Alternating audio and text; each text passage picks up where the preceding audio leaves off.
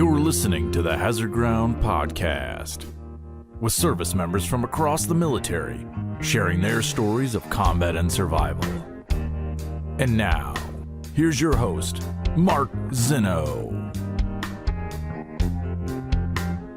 Welcome into the Hazard Ground Podcast. As always, we appreciate you joining us each and every week. Before we get to this week's guest, a former Army Staff Sergeant who had a major part and a major role in getting Afghan allies out of Afghanistan after the fall in 2021. He also has a book out about it. We'll get to that, or a book coming out, I should say, about it, that we will get to here in just a few moments. But first, as always, please continue to follow us on all the social media sites, Facebook, Twitter, and Instagram at Hazard Ground and Hazard Ground Podcast. I'm sure you guys are probably skipping through most of these announcements all the time because I say the same things every week, but still, I want you guys to do so. Give us a thumbs up on that YouTube channel. Hit the like button there. Hit the subscribe button as well. Follow us there. Make sure you watch all the episodes. Leave the comments. We'll get back to you as soon as we can on the comments. Please continue to leave them there. Leave comments and Apple reviews. Give us 5 stars. Tell us why you love the show. We appreciate that as always. And of course, please continue with our promotion with Amazon. Go to our website, hazardground.com. Click on the Amazon button up at the bottom of the homepage. It'll redirect you to Amazon. You can do all of your normal Amazon shopping. And whatever you guys spend, we'll get a percentage of it. And then I'll donate a percentage of that back to some of the charities and organizations you've heard featured here on the show. So with the holidays right around the corner, please make sure if you're going to do some Amazon shopping, go to hazardground.com first. Easiest way to support veterans charities just by doing something as simple as going to hazardground.com first and hitting the Amazon button, because we get part of what you guys spend. So we certainly appreciate all the love and support there as well. And continue to leave us any messages if you'd like. Go to our website again, hazardground.com, hit the contact us button. And if you guys have any guest suggestions, always love to hear from you guys. Appreciate you guys giving us great ideas and more people to put on this show and grow this Hazard Ground community. So again, hazardground.com, the place to go. All right, this week's guest, as I mentioned a moment ago, a former Army Staff Sergeant, spent 6 years in the Army with 1 deployment to Afghanistan. And then after the fall of Afghanistan in 2021, with a group of other American former soldiers, veterans, intelligence assets, legislative aides, an ad hoc group put together, worked to form what we knew as the hashtag Digital Dunkirk, which helped get Afghan allies out of Afghanistan after the fall, fleeing the Taliban, and along with all those Marines who were at the gate at Hamid Karzai International Airport and everything that changed on those fateful days. The name of that book that is coming out, or will be out here shortly, I should say, Death at Abbey Gate, is the name of the book here, and it is Mikael Cook joining us on the Hazard Ground Podcast. Mikael, welcome. Thank you so much for being here. Hey, real pleasure. Thank you so much. Look, and I'll tell you, just as I said a moment ago, appreciate you reaching out to us. Again, go to hazardground.com and click on the Contact Us button, because we've told some of this story already, or at least different aspects of it, from people who have tried to get Afghan allies out and are working on doing it. And I think it's incredibly pivotal. We seem to have forgotten Afghanistan already. I mean, we forgot Afghanistan was actually going on for a solid 10 years until we officially decided to depart. And then lo and behold, after everything had happened in the fall of Afghanistan, we left ourselves in quite the mess. And frankly, call it as it is, abandoned a lot of those people who stood by us through bullets, bombs, blood, and everything else, to help America and help our American interests. And we cut the cord all too quickly, and those people didn't deserve to be left behind. I know personally for me, and we'll get into this more later, but, my interpreter in Iraq, I was very happy after I had left when he had emailed me and told me that he was leaving Iraq and getting out, and never had to go back. And there's a sense of relief, because those people put their life on the line. Those are the people you couldn't bring home with you, right? So incredibly important mission. And I'm excited to read the book. I'm excited to see what you guys have put together and hear all about the details of this whole thing, because social media told us that some of you guys were out there, but guess what? Nobody really gave a rip, honestly. Mm-hmm. It just didn't. Unless you had a vested interest in saving those folks, generally not a lot of America cared. Sure. We were more concerned about putting blame on why Afghanistan fell. We were more concerned about, assigning political blame and things of that nature, and who did what and who made this decision and everything else, and what politician thought this and who said that. And, at the end of the day, what you did was humanitarian. It was the right thing to do, and it was needed. Yeah, well, I appreciate you saying that. And, it's so important to keep these conversations going, because there's still so many people that are trapped there under the Taliban. People that bled with us for 20 years, stood by our side, were made promises for safety if they helped us. and then left behind. So the clock's ticking on those guys. And the most recent numbers put out from No One Left Behind is that there's only about 13,000 SIVs, special immigrant visas, remaining to be given. And there's about 149,000 applicants left. So 149,000 people potentially that we promise safety to. And a large majority of them are going to get left behind. I mean, just sickening, disheartening, whatever word you want to choose. All right, well, let's start with your personal story. As you got into the whole Army late into the game, huh? When did you get in and why? Yeah, it's funny. Everyone always starts with that question. So yeah, a little different story for me. Joined the Army at 26, 27. I think I turned 27 in basic training. Which was interesting and fun. I had a little different perspective of going through the whole process than everybody. But so I grew up in Ann Arbor, Michigan. Went to college out there, ended up joining the military after college. It was just something I kind of felt like I always wanted to do. Grew up playing team sports, playing hockey in high school and college. And so I think after college, I kind of missed that team atmosphere and just being a part of something a little bigger than yourself, right? So I started the process of looking into the military, kind of came down to the Marine Corps or the Army for me.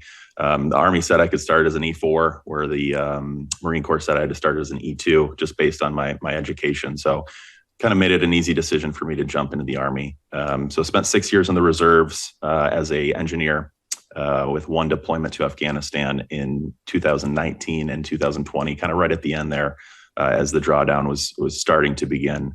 And then got out just last year, and now I'm right back in Michigan. What made you become an engineer? Yeah, so I'd done that type of work in the civilian sector before joining the military. So I'd done a lot of construction work. So it just kind of felt like it'd be an easy fit for me just to jump right in. Were you physically ready for basic training? Yeah, I think so. I mean, basic training's not that hard physically. I mean, it's a challenge physically for sure. I mean, but 2020, 2019 basic training and 1999 basic training. Yeah, I'm sure they were a lot different. So, it was physically challenging as it is for anybody, I think, but not anything you can't overcome. It's more of a mental challenge than anything, as everyone always says. But yeah, I felt prepared for that. And honestly, especially looking back now, is just a great time and met some great people and some lifelong friends out of it. And obviously some funny stories. Yeah, I was going to say, when you get there, I mean, obviously you're the old guy, right? Everyone looks at you and go, who's the old guy? Mm-hmm. What's that like, basically, with kids who are almost 10 years younger than you? Yeah, I mean, one of my very first days there, one of the drill sergeants comes up to me and he's just like, where the fuck were you 5 years ago during the war when my friends were dying? I'm just like, well, I was, hanging out on the beach in California. Man, that kind of stuff bothers me. Like, that's not, sure. I get it. You're trying to be a hard ass. But, to belittle the idea that someone chose to serve later than somebody else is a jerk thing to do. But I'm not going to, grind gears on that. So, I mean, look, my response would have been, could not be here at all. Could still be on the beach. Yep, exactly. So I don't know why I got off on that tangent, but, so he looks at you and says that, and you're thinking what? I mean, I'm immediately thinking, like, what am I doing here? It's just like that same feeling everyone gets their first couple of days of basic training. It's like, I think I made a huge mistake. But, you put your head down for 10 weeks and you get through it. And then you graduate and you move on with your life. What was the hardest part of it for you? Man, basic training. I don't know that anything was so challenging as to... I mean, I guess as an older guy, just having zero control of your life can be frustrating, right? As an 18-year-old, maybe you're a little more susceptible to someone telling you what to do all the time. But as a 27-year-old, that was a little more challenging. But again, just you put your head down, this is just a moment in time. That graduation day is going to come. So you just get through it and move on. Yeah. Any sort of mentorship interactions with some of these young kids that I keep calling them young kids. I mean, they are young kids, but, I'm sure at some point in time, one of the 18, 19-year-old privates turned around and asked you what you were doing there. Yeah, for sure. I mean, at that point, you're all equals, right? You're just like scum. You're nobody and you're not even a soldier yet. But I think, I helped a couple guys through, and some guys helped me through. You're going to have, a downtime at basic training because it just sucks. It's 10 weeks of just suck. So you have to be able to lean on the guys a little bit, and they're going to lean on you. So I think it goes both ways. Was there anything that you learned or took from that younger crowd that you were sort of surprised that, stuck with you? Yeah, I mean, I think just the determination, and to me, if you're there, you're doing the right thing in my book, right? You're serving your country. There's a lot of guys there that didn't have to be there. I had a guy in my basic training that was an MIT grad. He did not need to be there, right? I had a guy that was going to be a surgeon. He did not have to be there. So there's a lot of guys that were there for the right reasons and just wanted to serve their country. So, if you do that, you're good in my book. Yeah. I mean, MIT grad. Yeah. Yeah. We get them from all walks of life, don't we? Mm-hmm. What was he was going to do after basic? I think he was going to be something in intelligence. I'm not sure what the MOS was exactly, but that's, it makes sense. The next John Nash, A Beautiful Mind, right? Yeah, right. Something like that. Either that or Good Will Hunting, one or the other. That's the only thing I know about MIT, regardless. So when you finish, is it like this sense of relief that it's over and you feel like you accomplished something, or was it just a kind of check the block moment for you?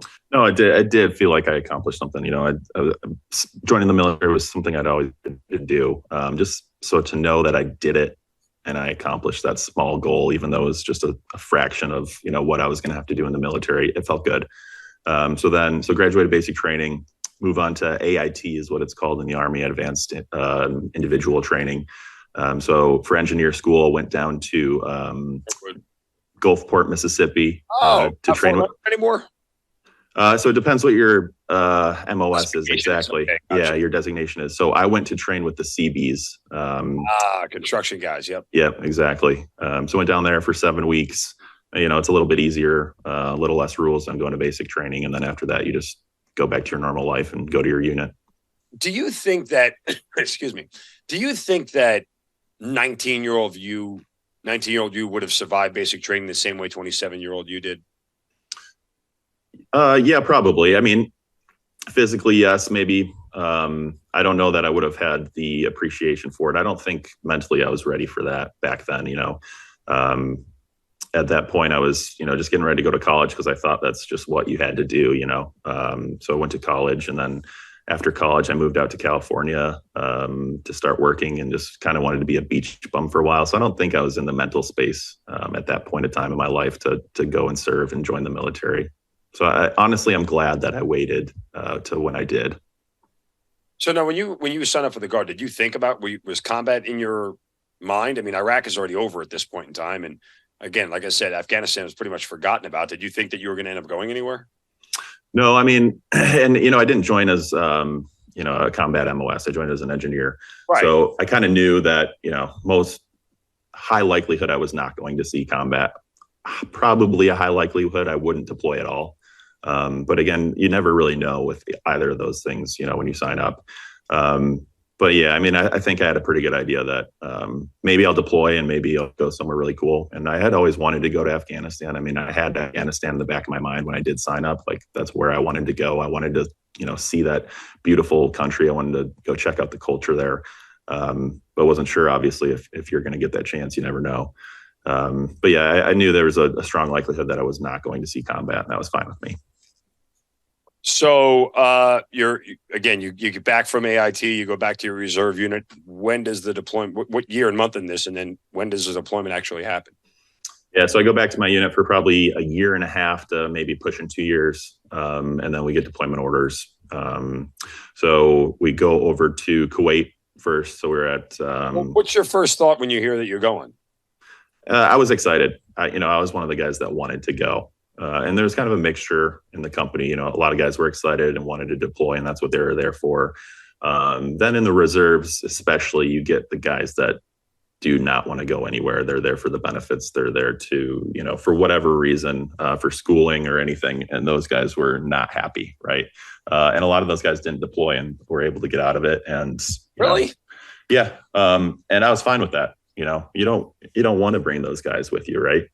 You want the guys to go with you that want to be there. And, that's probably something a lot of people don't know is in the military community, on reserves, there's a lot you can get away with. Like if you don't want to deploy, you don't have to deploy. There's ways out of it. I can't say that's the case for active duty. I don't know. I'm guessing that's not the case. Not the case for active duty, and it's not the case for even the Guard to a certain extent. I mean, look, I think I was telling this story the other day that, in my position as a colonel, like they asked me if I wanted to take certain deployments, and I'm like, no, I don't know.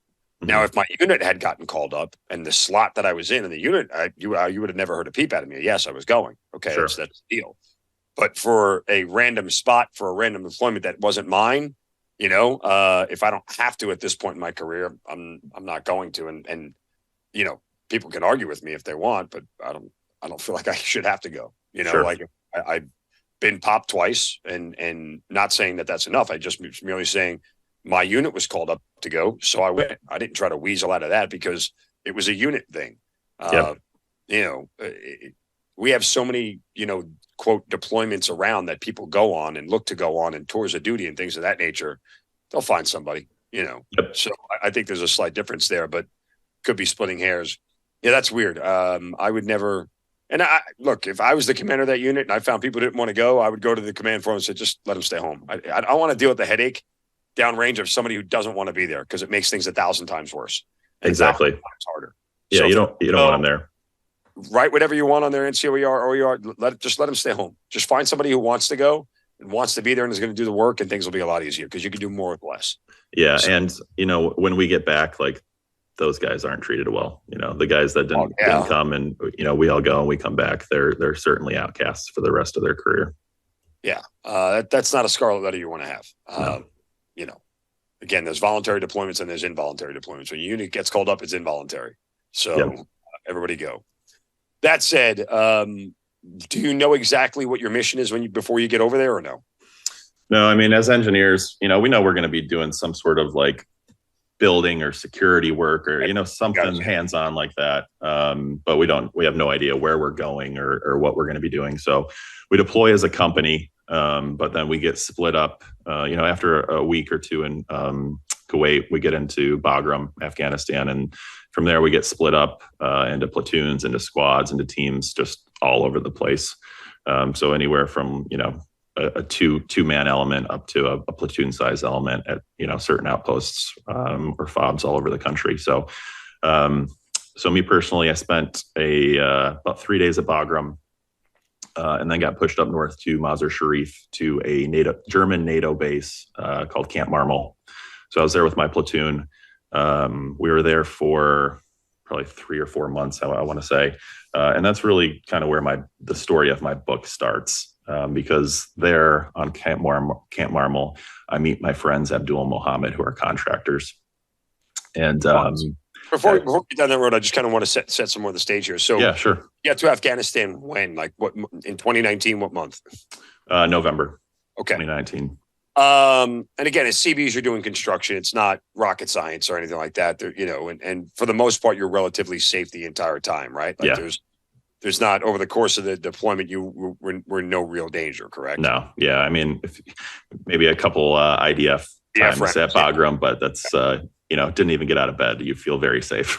Yeah, that's about the extent of it. And just for the listening audience, the story is more about, getting everything out down, after the fact. But the time down range is important because you get a scope and understanding of what life is like over there, and certainly what everybody is up against. Now, I'm just curious, while you were there, what were you guys hearing about an exit of Afghanistan in general, if anything at all? Yeah. So the Doha Agreement obviously started getting talked about when we were there.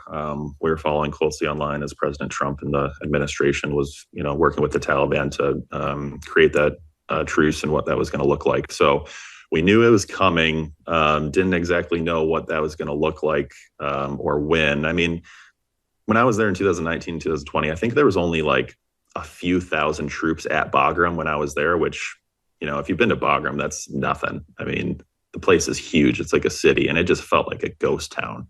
So for the guys that were there with me that had been there on previous deployments, it was, it felt very weird to them that it was just like deserted essentially. Yeah. so, when you get out to the outpost, you don't really see that because there's nobody out there anyway. But so, yeah, I mean, I think the biggest thing I noticed was, the Afghans that we worked with or knew from around base, they were the ones getting nervous, right? Because we were going to go home when we were going to go home, and it didn't really matter to us. And again, they were used to that. Right. A former guest on the show, Mike Jason, and a good mentor of mine, once said and coined it quite aptly: we didn't fight a 20-year war in Afghanistan. We fought 21-year wars in Afghanistan. Yep. They're used to us coming in and going out every 12 months, coming in, going out, coming in, going out. They knew that we weren't there for a long time. Mm-hmm. They just knew that we were there in whatever faction we were there, and it was time for us to go at some point. So they always had the knowledge that we were leaving. They were ready much more than we were. Yeah, exactly. But yeah, a lot of these Afghans, started talking to us, and they're like, hey, like, we know you're going home, but if the U.S. leaves, like, we are in trouble. So, we had a lot of Afghans coming up to us being like, hey, please don't leave Afghanistan, like as if we had any sort of control over the situation, right? But you could just see right there, call the White House. Yeah, they could see the writing on the wall. That's what I should say. They knew way better than us what was going to happen as soon as, our boots left the ground there. Yeah, again, which is disheartening. It's funny, and you didn't know this. I've told this several times on the show that I was there for the last year of Iraq. And I can remember how, one, it was a whole year process. It wasn't a month. It was a year for us to get out of there. And even at that, there were 06s and flag officers with their claws in the rug like cats, like not wanting to leave. Like, please don't take us out of here. Please, please, please. We want to stay. We love the money. I hate my wife. No, I kid. But beyond that, it's like one of those things where, you talk about the drawdown, and as it got smaller and smaller and smaller, I was one person who would routinely advocate, like, close the PX, close all these food shops, close everything. The sooner you start taking the amenities out, that's the quicker that everybody's leaving. Mm-hmm. We all came there on that last deployment to do nothing but leave, survive and leave. So the only two missions. So, they could have done it a lot quicker, but they took their sweet ass time slowly getting out of there. Now, in retrospect, you'd say they played it perfectly. It takes a year to get out of there if you do it the right way, safely. You try to do it in under 30 days, guess what happens? Bad stuff. So yep. I certainly understand that notion of things looking different, and you can see, you drive by a certain area and the oh, that thing's gone. Wow. Oh, okay. We actually are leaving. Like it just started to wake your mind up a little bit that, the culture of things was changing. Mm-hmm. In that time, what was kind of the Afghans' role with you guys specifically? Yeah, I mean, there was a bunch of Afghans on base. So, whether they were contractors or interpreters or whatever, or they were just working at the chow hall or whatever, that, we have interactions with Afghans everywhere. The Afghans that I talk about in my book and my friends, Abdul and Muhammad, were contractors. So as engineers, our primary focus is building stuff. And if you go through proper channels of trying to order materials when you're, way out in northern Afghanistan, it can take the military or the army many weeks to get you supplies. Or you can go through, guys like Abdul and Muhammad, and they can get stuff the next day. So we worked with them pretty heavily on our job sites, just getting whatever materials that we needed. Now, were all your job sites internal to the base, or were they external? Yes, they were all internal, wherever we were for the most part. But we were using a lot of Afghan contractors as well to help build it? Yes. Some projects were run specifically by Afghans, some were run by us, and then some projects, were both. And but they would also help, get us materials even on the jobs that we were working exclusively. How good were they at their jobs? Very good.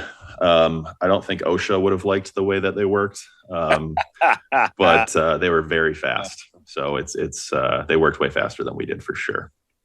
They're getting like pulled up on cranes and flying around and welding without any glasses or masks on. I mean, anything you can think of that's dangerous, they were doing it, but they worked fast. Wow. Yeah. Okay. So as you're starting to work, like, as soon as you get on ground, is this like an everyday interaction now with these folks? For the most part, yeah. Yeah, we're around them constantly. I mean, they really did become friends. Well, that was my next question. At what point in time, because this happened with me and my interpreter, right? I had a couple initially, and then I finally settled into one that, he wanted to go by Bubba. He didn't want anybody to know his real name, so we all called him Bubba. Nice. It comes to a point in time where, you start being around them every single day that you can't help but just develop a relationship and a friendship with them.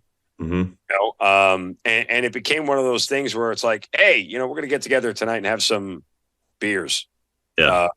Even though we actually had beers. But anyway, and we're going to hang out tonight. We'll get some cigars, whatever.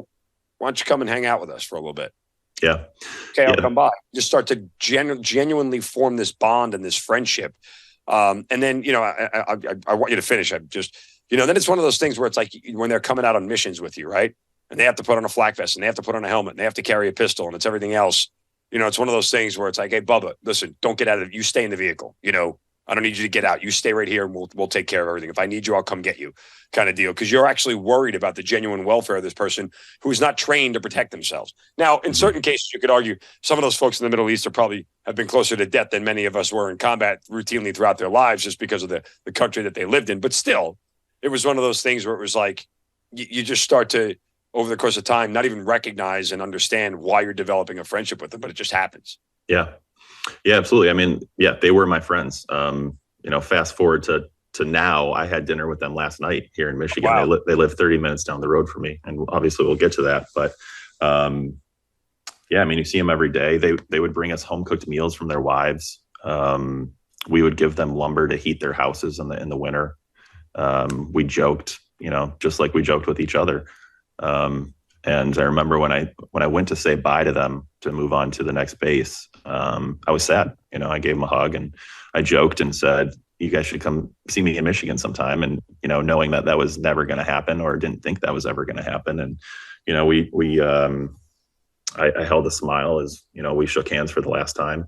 And, with the understanding that we were never going to see each other again. But yeah, they were friends. And I think that's, the relationship, like you said, that a lot of us have with these guys. Yeah.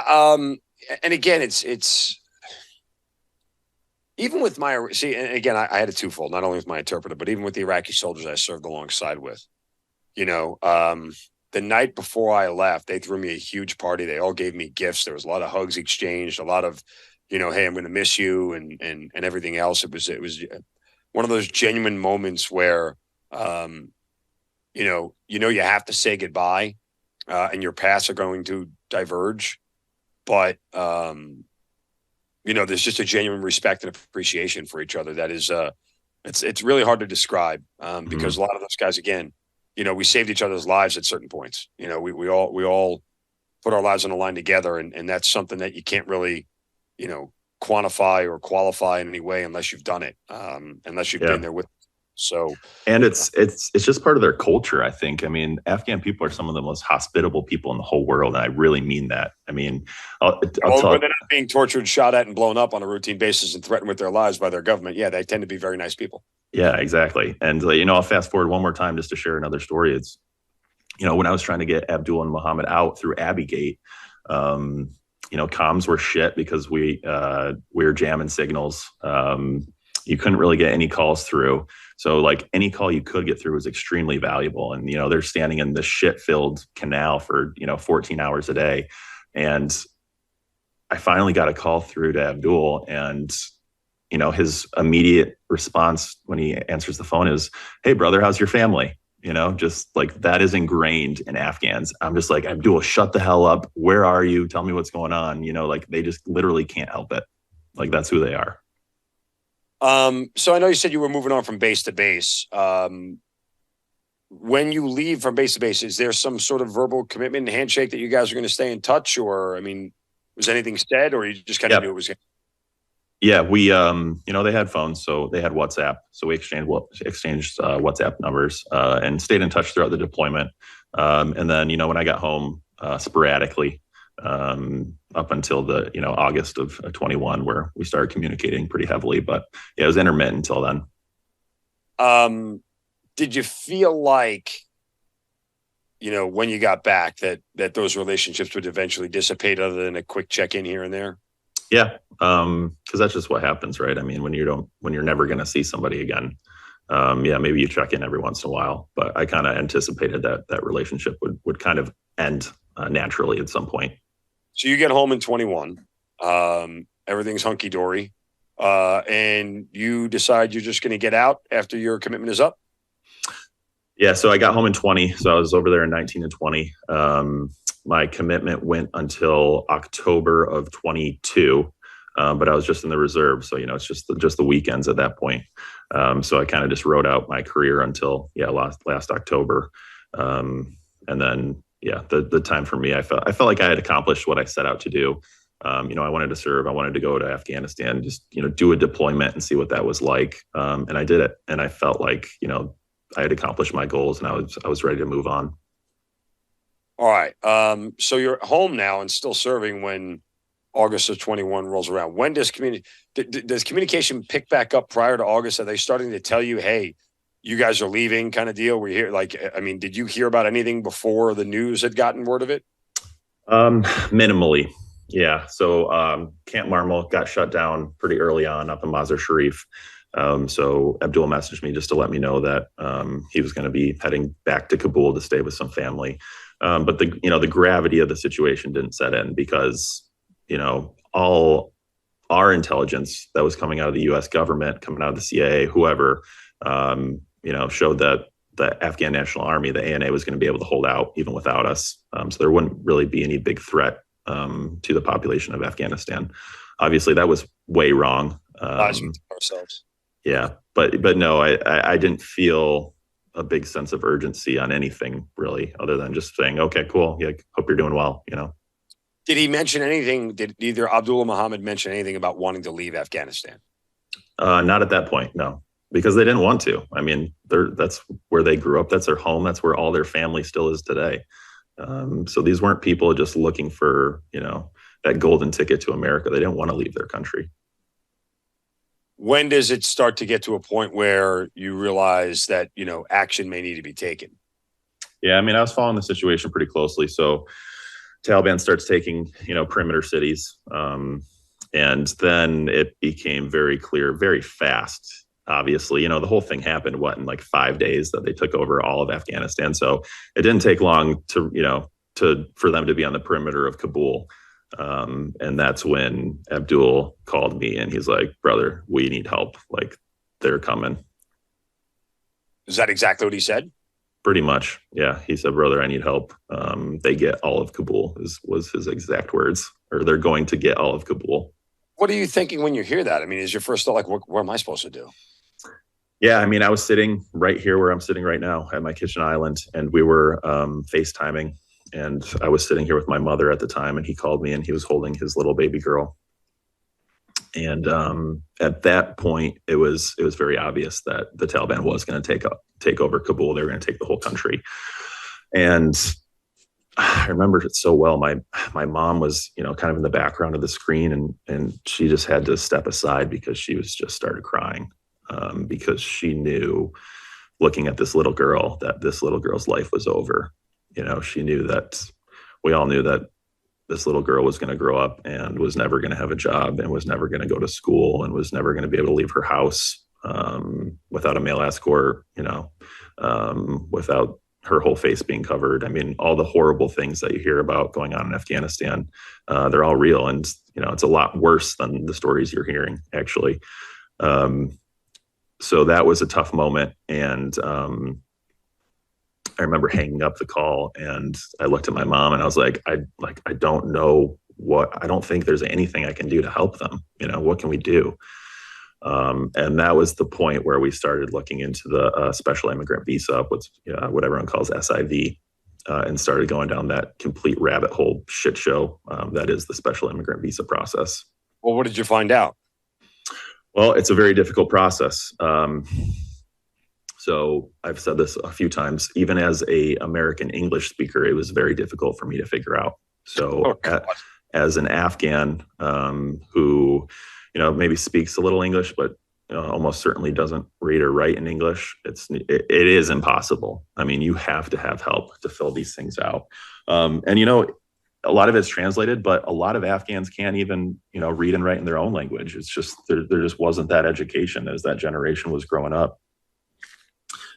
So, it was extremely difficult. And, one of the first steps, like the very first step you have to get is a human resources recommendation letter from a superior that you actually reported to. And that would be you? No, it wasn't me. So I couldn't write that for him. And he was, they were a little confused as to why I couldn't write that for him. And because, in Afghanistan, like there's rules, but there's always a pretty big gray area, right? And almost everything over there. United States immigration policy, it's not so gray. It's pretty black and white. So we found out who his superior was pretty quickly. I find this guy's email. I email him. He doesn't respond. I explain the situation, who I am, what's going on, what we needed. He doesn't respond. So the next day I sent him another email, and then finally I get a response from him. And it was pretty much says, I don't think I can help because I'm worried about what this could do to my security clearance. And I've never felt so negative towards a person. Like, I just thought it was so gutless that this guy, wasn't willing to put his rank on the table to help save somebody's life, just so pathetic. And we just saw so many acts of, selflessness throughout that whole digital Dunkirk process, and those weeks in August, of people putting their ranks on the line to do the right thing. And this guy chose not to. So yeah, gutless is the best word I can use to describe it. No argument. Yeah, but yeah, we move on. Luckily, we were able to find a different superior that did write it, and then we're back on track. And then it's just a million documents. I reached out to. Let me ask you a question. With all this paperwork and everything else, and the time sensitivity of the situation, did you feel like you were just chasing your own tail? Yeah, I mean, I knew the documents had to be filled out, so we did them. But I reached out to Senator Debbie Stabenow of Michigan, my senator, and her team was amazing. Oh, really? But and they wanted to help, but they just didn't have the resources to help. And their guidance was, fill out the paperwork, have them shelter at home until they get a call to go to the airport, knowing that was never going to happen. Right? United States immigration policy does not move that fast in 3 days. Here we are over 2 years later, and they still don't even have their case numbers, neither of them. So, to hear them say, have them go shelter at home until their visa's approved, not only do case numbers, but approved, it was just never going to happen. So I appreciated her support. Honestly, I believe they wanted to help us, and did give me some good resources, but they just weren't, they were set up to fail as well.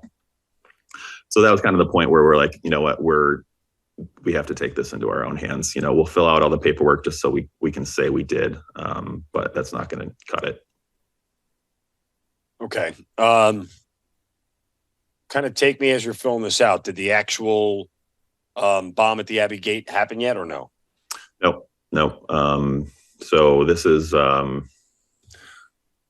probably, as we're filling this out, maybe 5 days before the explosion. Okay. But we already had 5,000 Marines on ground at that point in time as well. We did, yeah. So the Marines were all there. The whole evacuation was starting. And so we were definitely behind. We could sense that, the clock was ticking.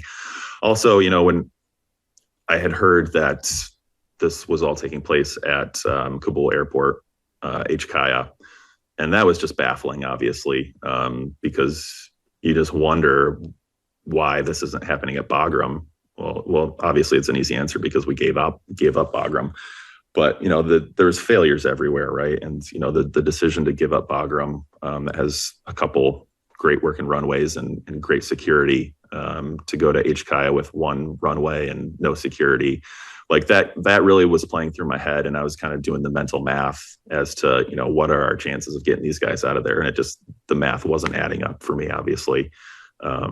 So that, that gave us a little kick in the ass to really get moving and try to get them there as soon as possible. As the next, 24, 48 hours are unfolding. I mean, obviously it feels pretty bleak, like you have a chance to get him out. So what are you doing? Yeah, I mean, right away, we just made a run for the airport. I was like, you just got to go there and we just got to see what happens. It was a pretty horrendous first day. They got, at Mohammed in particular, got his ass beat pretty bad by the Taliban with their AK-47s, just jabbing them and hitting them. And when I ended up seeing him, probably 2 months later, a month and a half later, he was still heavily bruised and beaten pretty bad. So he got it real good the first day. But yeah, that first attempt, I mean, they got to the airport. Luckily, they were able to escape into the crowd after the Taliban was after them. But they made it into Abbey Gate, just kind of by luck, not really knowing which gate to go to. That's just where the crowd was flowing to. And it took them all day to get up to the front. I mean, they had probably been there about 14 hours. And anybody that's, heard anything about Abbey Gate, it was just a complete shit show, packed with people. It's actual sewage water that they're standing in. And was just a disaster. I mean, kids are getting crushed to death. Mothers were throwing their babies over, 12-foot T-walls. Their kids are getting stuck in the concertina wire. I interviewed a lot of Marines that were at Abbey Gate, and the stories they told were just so horrendous that you just can't imagine that they were real, but they were. So, they're there for 12, 14 hours the first day. They get, within probably 15 feet of U.S. troops, but just can't get anyone's attention. They don't have the proper paperwork. So it's just, we weren't set up for success. And one thing I'll never forget is that sentence. We as in you guys trying to get Muhammad and Abdul out, or we as the American people at the gate? At this point, it was just me trying to help them. So I hadn't tapped into any of the Digital Dunkirk network or any of the connections at all at this point. It was strictly let's get there as quick as possible and just see what happens. Okay. So Abdul texts me and it just says, brother, can I take this moment to go home and hug my family? And that's all it said. And, they had been there for, like I said, 12 or 14 hours. I wasn't going to say no. I knew it had been a tough day. I'm like, yeah, man, just take your family and go home. And, I felt so bad. I felt like I had, really failed them because, here they're 10, 15 feet from American troops. I'm a non-commissioned officer in the U.S. military, and there's nothing that I can do to help them get into communication with these guys that are standing right in front of them. So that's kind of the point where I realized, I need to, figure this shit out a different way, and I need to, find some connections. So that's when I take to the internet, and the first people that I hit up were the team over at Zero Blog 30. The podcast over there, and not really expecting an answer, honestly, because I knew that they were probably getting flooded with messages. But all three of them responded within an hour and introduced me to some great connections that I talk about in the book. But yeah, that's really how I got introduced to these group chats and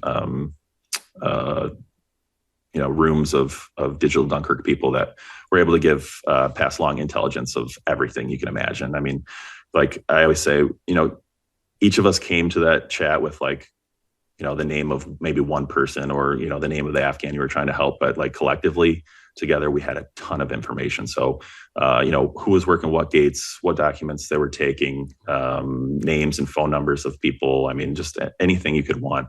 So it was a huge help. So then I felt like, the next day when we made the next run, I was a lot more prepared to try to help them and get in. You're starting to hear these horror stories and everything else. And then you start to get access to this information. At any point in time, did you feel like something bad in general was going to happen? Oh yeah. I mean, we were getting reports on our group text saying, suicide vest inbound to, Abbey Gate at this time. We were getting a lot of warnings. I think there was quite a few intelligence officers that had entered the chat. I know at one point I was speaking directly with someone that was working for the CIA. So I felt like we were getting pretty good intelligence. I know on the ground, they were hearing the same things that, suicide vest probably coming to Abbey Gate. I mean, they even had the description of what the guy looked like, right? Sergeant Vargas talks about it a lot. They knew he was wearing a dark, I don't know what they call those long shirts, but it was going to be a young man wearing a dark shirt, and he was going to be escorted by an older gentleman. And obviously Sergeant Vargas, who was a sniper in 2-1 weapons company and was sitting in the sniper tower at Abbey Gate, believes to this day that he had the bomber in his sights. He got confirmation from multiple sources. Everyone agreed that they thought that this was the person that matched the description of the bomber. He called his battalion commander for permission to engage the target, and that permission was obviously denied. So just a lot of things went wrong. Man, all too real. All right. When did you first hear about the bomb going off? Yeah, so I guess fast forward, we end up getting them after another couple failed attempts. End up getting Abdul and Muhammad into the airport, which was a whole nother story. But that was about probably 7 or 8 hours before the bomb went off, and the bomb went off directly where they were standing. I was actually pretty worried because I had heard about the bomb, probably in about 5 minutes after it went off through our group chat. And I was worried because Abdul's brother got left behind and he wasn't able to get into the airport. And I just had this sense that, he was probably still there and might not be with us anymore. So I messaged Abdul right away. I was like, hey, have you talked to your brother Masood? And he's like, no, I haven't heard from him. So I got real scared for a while. Luckily, he ended up going home and wasn't killed. But yeah, obviously 13 Americans and couple hundred Afghans killed. So horrible. Was that emotional for you? Oh, dude. At this point, I was just I felt so invested. Had your guys inside the airport already, so they were safe from the blast. They were safe, but I was so invested at this point. And I remember, across the chat, it said break, mass casualty at Abbey Gate. And everyone knew that it was a suicide vest at that point. And I remember I just put my head down on my desk and I just started crying, dude. And my girlfriend came up and, hugged me from behind. And because I just knew that it didn't have to go down like that. There was just so many wrong decisions made that led us to that point. Close to it or not, I think, I wasn't as close to it as you were. We all knew it didn't have to go down like that. It was right. Cavalcade of bad decisions and failed leadership and lack of what you called cowardice or gumption or whatever, to be able to say no. This is a bad idea. Don't do this. And if you do it, I'm out. Right. Yeah. Mm-hmm. The same courage that it takes to say, well, I'm not willing to put my security clearance on the line, should have been the same courage that it took to say, you do this and I'm walking off this right now because I'm not going to be responsible for this. And nobody did that. Yeah. Everyone kept their own jobs.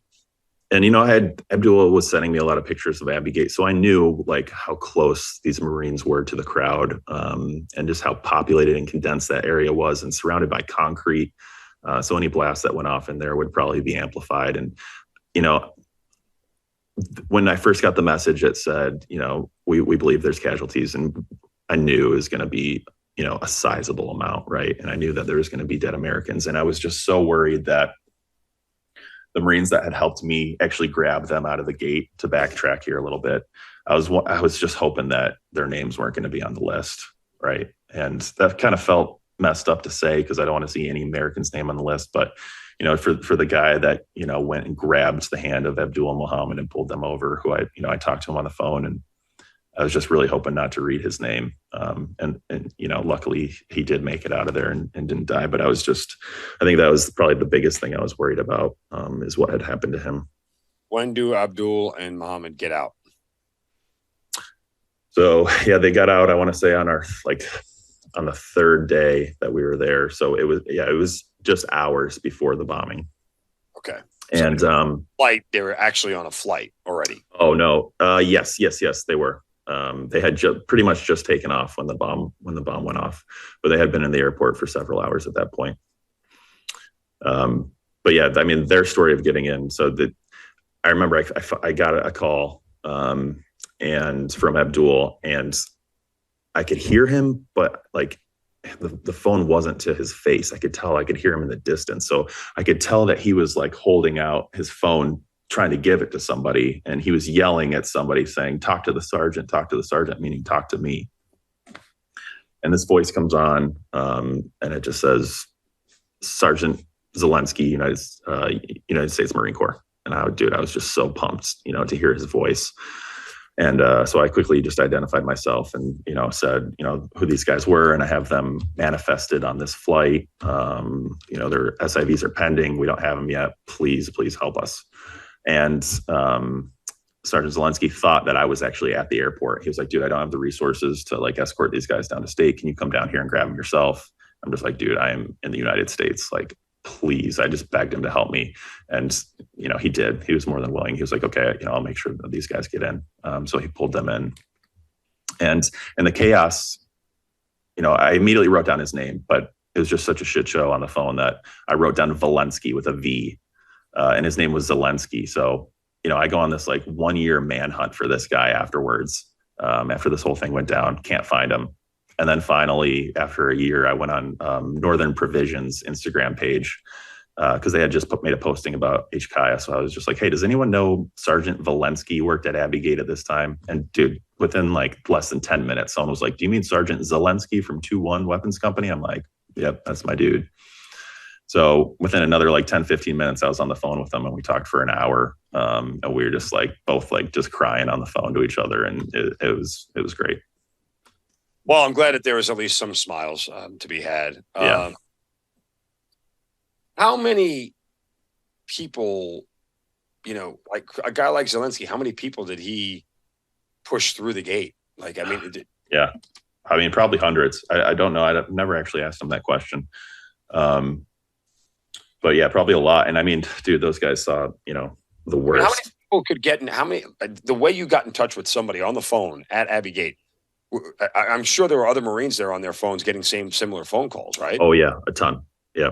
I mean, people were trying to shove documents and phones in all these Marines' faces constantly.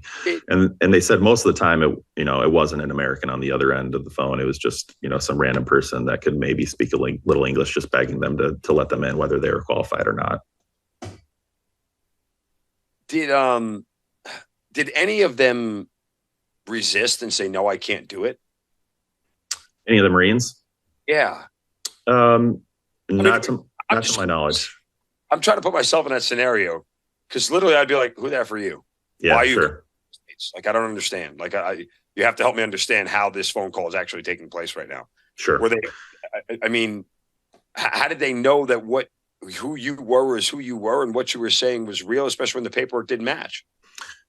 Yeah, I mean, I did have a flight number that was a real flight number that I had them manifested on. I think he just had to trust me, to be honest. I mean, I think he could tell I was an American, and I obviously, I think he knew I was in the Army just by the way I was saying things, probably. I mean, there's obviously a lingo in the military that's pretty easy to designate. But yeah, I mean, it really probably just came down to trust because they didn't have the documents to get in.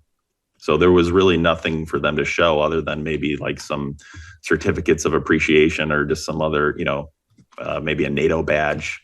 But nothing that said, hey, I have a visa and I'm qualified to come to America. But also at the same time, like almost nobody had that because, these special immigrant visas were taking years to process. So, yeah, I mean, it was a tough call for them. I know it was and the State Department wasn't doing them any favors either because the criteria for what was allowed was constantly changing, they said. And, we asked these young Marines to play God, right? And decide who was going to come in and who wasn't. Yeah. And, that's a lot of them carry, heavy weight of, people they turned away. Sergeant Zelensky, especially, he's told me a couple stories of his first baby was born while he was there. And he'll never forget that this mother comes up to him on the gate and puts a baby in his arms. And he looks down and this baby's dead. And she just turned around and walked away. And, he had to hold that dead baby in his arms before he got to hold his own baby. God. I mean, he's got a ton of stories of just, having to turn away little kids and he's, still sees them in his dreams. And I mean, it's heavy shit. They all went through a bunch of horrible things. And I feel for him. And a big part of me writing this book was, there's a lot of heroes that have come out throughout this situation and very well deserved, all of them. But there's also a lot of people a lot of heroes whose their names haven't been told yet. So I get the privilege to be able to talk about those guys and everything that they did in their time in Afghanistan. So really fortunate to be able to tell their stories. After it all goes to shit and everything is, we calm down after a couple of days and we get all the American Marines out of there and everything else. What sort of life form does this whole thing take on? How much harder is it now? And what are the challenges sitting in front of you? Yeah. So once operations at HKI had shut down, that actually kind of leads into the second half of my book is, so my command had found out pretty quickly what I was doing. And I got a call from my commander. And they're like, hey, we have a soldier in the battalion whose direct family, mother, brothers, sisters are stuck in Kabul and we don't know how to get them out. Can you help us? And that was kind of the moment where it came full circle for me, where I'm like, dude, what the fuck is happening? Like, the US government is calling me, like an enlisted reservist, for help getting people out. Like, what is happening? So wait, who is this person from the U.S. government who called you? This is my commander. Okay, I just want to make sure. Okay, it was okay. When you say U.S., it's just sure, makes sense. Okay. Yeah, so this is my commander. So it was so the next day I'm in touch with the commander of the unit that this guy, his name was Pyman. So he was an American. He was serving in the U.S. Army, but he was from Afghanistan and his family was still stuck there. So, we try to go through some like different rat lines at HKI because all the gates have been sealed. And, you had guys like Tim Kennedy and some other special forces units like at these secret gates that we tried to get through and got close, but, no cigar. And so from that point, everyone flies out, HKI is done, right? And we have to figure out a different route to try to get this next family out. And there's all sorts of crazy options. I mean, all the different NGOs were coming up with different like overland extraction opportunities and just a bunch of wild stuff. So eventually, through another girl I had been working with through the Digital Dunkirk Network, her name was Ivani. She had connected with Senator Blumenthal and his team of staffers had this plan to buy some shuttles, drive them up north to Mazar Sharif through like 14 Taliban checkpoints, put them in safe houses, and then try to get them out on some private flights up there. So we do that. Luckily, they made it up to Mazar Sharif through all the checkpoints. Like, we had to have them delete everything from their phones and, not carry any paperwork. So we get them up to the safe houses. They're only supposed to be there for like a day or two. They end up being stuck in these safe houses for like a month as, negotiations with the Taliban take place, and the State Department is, trying to screw us over, not letting flights, land at certain places. It was just a shit show. But yeah, we had to create fake visas for them and everything to get past the Taliban. I mean, it was pretty wild. But eventually we were able to get those planes off the ground, and, we had the only flight in all of Afghanistan airspace, and another very big victory when we got them out of there as well. When you say big victory, meaning the soldier's family, correct? Yeah. Yep. So they're here living with him in Ohio now. Lucky enough to get to go meet them and share dinner with them. And they're obviously very happy to be here. Okay. Yeah. No, I'm with you. I'm wondering kind of, how are you doing all this? And at the same time, like, living your life, because this seems like it takes an enormous amount of time and resources and energy. I was doing nothing else. For the 2 months, whatever it was, I was doing almost nothing else. My work was great. My boss really took a big burden and did a lot of my work for me, because obviously I have a civilian job as I'm going through this. But they realized how important this was to me, to them, to everybody. So, it was kind of like in that Digital Dunkirk world. It was like, if you're useful, you're getting put to work, and we don't care who you are. You didn't have to be in the CIA. You didn't have to be in the NSA. You didn't have to be a Green Beret to be useful. So it was kind of odd because I found myself at multiple times being put in chats with people, working for the CIA or someone communicating directly with the White House. And I was like, how did I end up here? But yeah, that was my next question. Like, were there people inside this network that probably shouldn't have been there? Probably. But, everyone I interacted with was there for the right reason, I believe. Well, when I say shouldn't have been, I mean, like, there were actual government officials who might have been getting a different set of orders to do X, Y, and Z. Mm-hmm. Yet on the back end, they're doing this stuff to get people. Oh, yeah, for sure. I mean, absolutely. I mean, like I said, we were for that second family, for the Pyman family, we were communicating directly with Blumenthal's entire team. I mean, they were like leading the charge on this thing after hours, right? So they were going to work, doing their day job with Senator Blumenthal. And as soon as they clocked out, we're all on the phones together. That's incredible. I mean, I just, it goes to show you that, military folks in general understand the value of mission accomplishment, right? I mean, it's everybody working towards a common goal and getting it done. How do you know when you were done doing it? Like, I mean, obviously you mentioned before, there's still 100,000 people there. Yeah. I get messages every single day, multiple people reaching out to me every single day for the past. Still. Oh yeah. I've gotten 3 today. Now 2+ years. What's that? 2+ years since. Oh yeah. Yeah. Over 2 years, every single day I get messages on, Twitter or Instagram, or people get my email. At one point during the evacuation, my phone number had gotten leaked on a, pretty popular news site on Instagram. I don't say their name because I think they had great intentions, but so I back then I was getting blown up a lot. I mean, I got a couple calls that I think were from the Taliban. I don't have any proof of that, but just people calling me, screaming at me, very upset, saying motherfucker is pretty much the only English word I could make out. But yeah, I was getting blown up quite a bit back then. And then still today, people have my phone number. So, I do what I can. I'll respond to almost everybody and at least, maybe direct them to some resources. But, for the most part, I can't help everyone, obviously. Where is Digital Dunkirk now? Is it still? Yeah, they're still. Yeah, I mean, they've really organized into.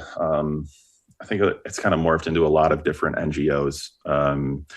That even those NGOs have kind of combined into some bigger.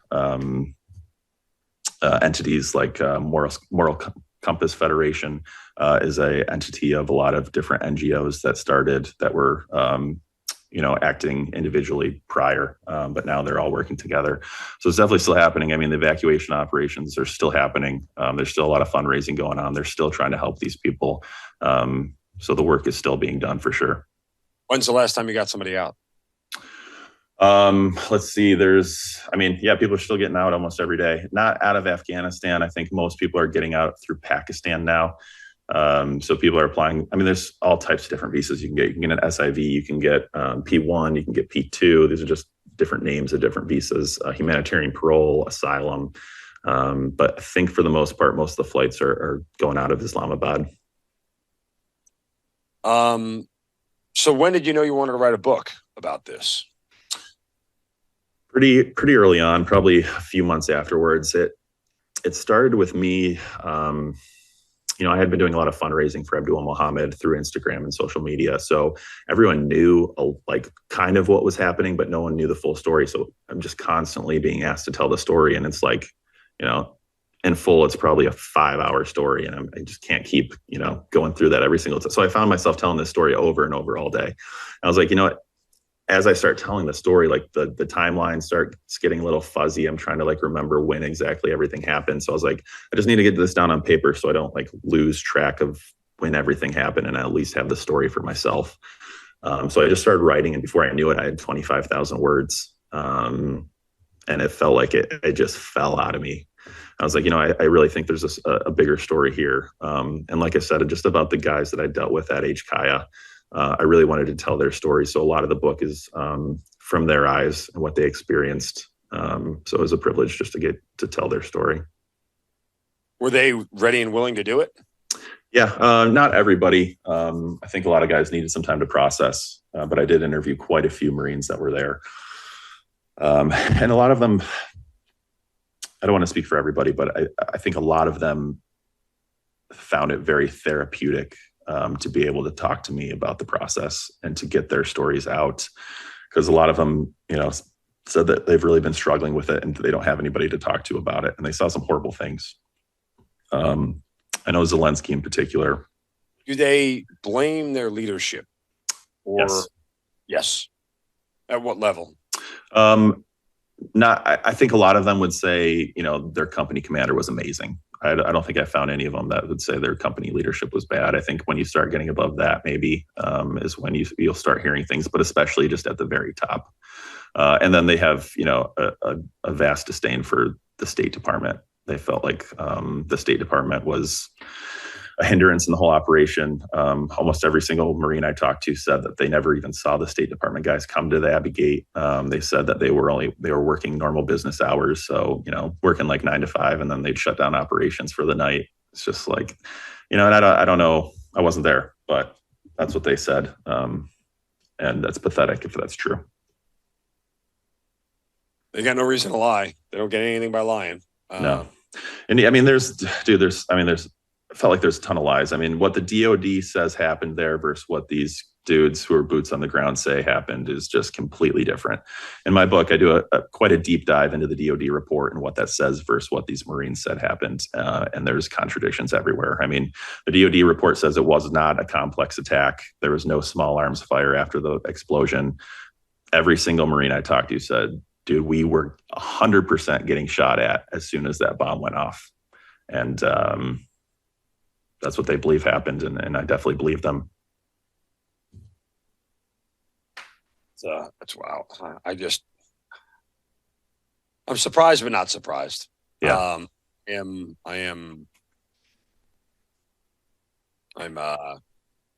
it's a lot to process, man. I can only imagine it for you and those guys as well. How much they have a lot of bitterness and anger towards the whole situation. Because I've said it routinely, you can take any soldier, airman, Marine, whatever it may be, and throw them in the suck, and they'll be okay with it. Mm-hmm. But in the same respect, if everybody acknowledges the suck is preventable, then why are we here? Exactly. Suck is unpreventable. We understand it, right? If the mission is go clear this house, clear this city, whatever it may be, everyone deals with the suck. No one's mad at it, right? Because that's part of the mission. But the idea that it had to be done the way it had to be done was, I don't want to. The biggest failure we haven't even talked about yet, actually, we gave up Bagram. We left in the middle of the night without a proper handoff to the ANA. And what happened to every prisoner from the Parwan detention facility, which is located inside Bagram, escaped, including the guy who detonated at Abbey Gate. We had him in prison, and our failures at the highest level led him back out on the streets, led him to put a suicide vest around him and walk right up to Abbey Gate. He had a rifle scope on him. We let him go again, and he walks right up and detonates. Ouch. And that's all confirmed. It's confirmed that we had him in the Parwan detention facility, 100%. Yes. The part about him being in the rifle scope, that's what Sergeant Vargas says. And a lot of people have validated his claim, but certainly not the DOD. Well, why would they do that? Yeah. That would be accountability. We're not going to have that at the highest levels. What have you taken away from this whole experience, good, bad, and indifferent? Well, these aren't my words. I've heard someone else say this, but I'm going to repeat it because I believe it to be true. I've never been more proud of our boys and girls serving in uniform than what we saw at HKIA, and never so disappointed in our government. These troops were just set up for failure at every level and did their job to the best of their abilities. And, a lot of heroes came out of it and a lot of great things come out of it. But we have 13 dead Americans and probably over 200 dead Afghans because of it. So, yeah, I think another thing is it just sends such a horrible message to our future allies, right? like, why the hell would you ever want to partner with the US after this? Because we're going to make all these promises to you if you help us, and then we're just going to hang you out to dry when it comes down to it. And it's just, that's not, to me, what being an American is. So it's just sad that that's what it's come to. I know you mentioned that Abdul and Muhammad are right there with you. What's your relationship with those guys like? Great. They're doing so good. So they have, when they left Afghanistan, they had, 5 kids together, all under 8 years old now. They've had Mohammed has had another baby who's born American, which is very cool. But the kids are doing awesome and learning so fast. Last night I went over there for dinner, and it was the first time I could have a real conversation with all the kids in English, like a full conversation. I was just so happy and so proud of them, just how fast they've been learning. But yeah, they're doing great, man. They both have apartments. They'll have jobs. They got driver's license and a car each. And, they're traveling. They went to Chicago for the first time, a couple weeks ago, and we're just fucking blown away to see a building that high. I mean, it's been a lot of fun. All the things that we take for granted, teaching them to turn on an oven and just, all the random stuff. They're just like, dang, this is sweet. Running water. Toilets that flush. Yeah. Yeah. How much gratitude have they expressed to you? Oh, huge. Yeah. I mean, they, one of the first texts I got from Abdul after he got out is he said, I wish my English was better so I could, tell you how I really felt about you. And, yeah, I mean, dude, they're my friends. It's like, I don't think that me or anybody else really did anything special. Like, what anybody would do the same thing when you're trying to help your friends, right? If your good friend asks you for help, you're going to do it. So, yeah, they appreciate me for sure, and I appreciate them. I mean, they took good care of me when I was in Afghanistan, so I'm going to take care of them when they're here.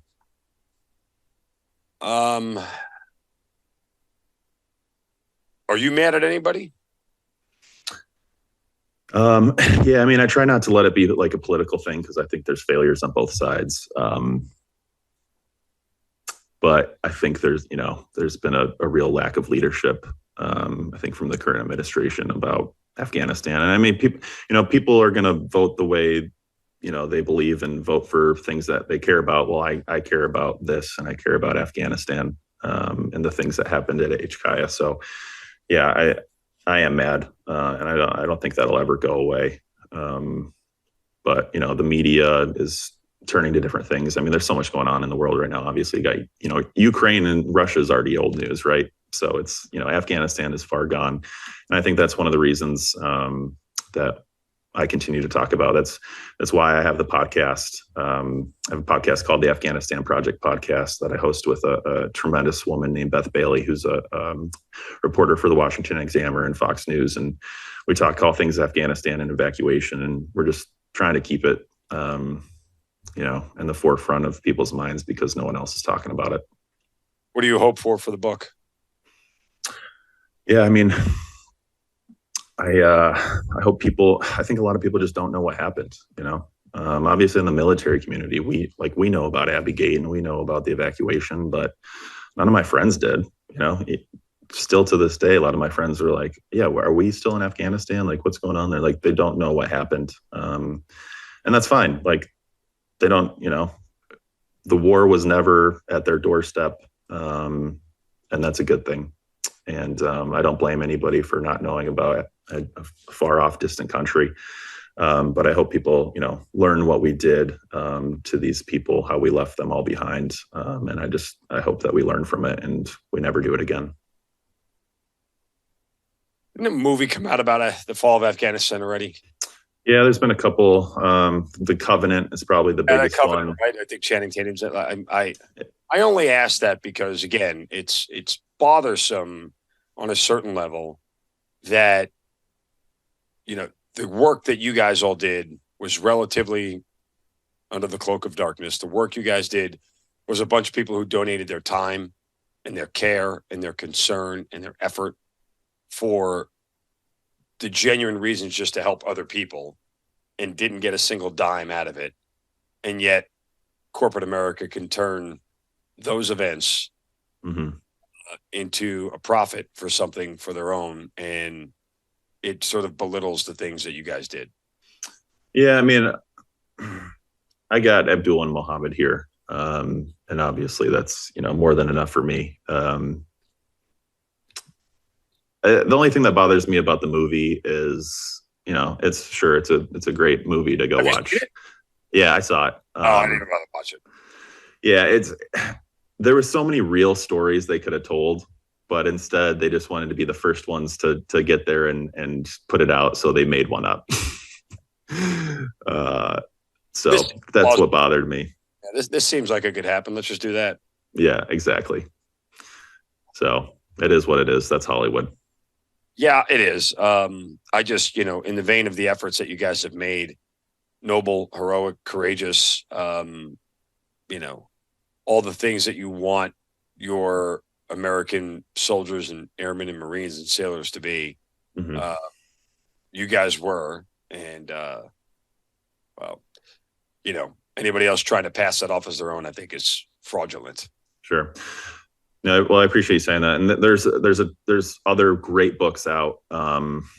I almost positive that maybe one or two of them are going to be made into movies, which is going to be great. But some other great books, Always Faithful by Tom Schumann. I know he's been on your show before. Saving Aziz, Chad Robichaud. He was, on the ground there with Tim Kennedy and Nick Palmisano. Pineapple Express, Scott Mann, great dude. I mean, there's a ton of great stories out there.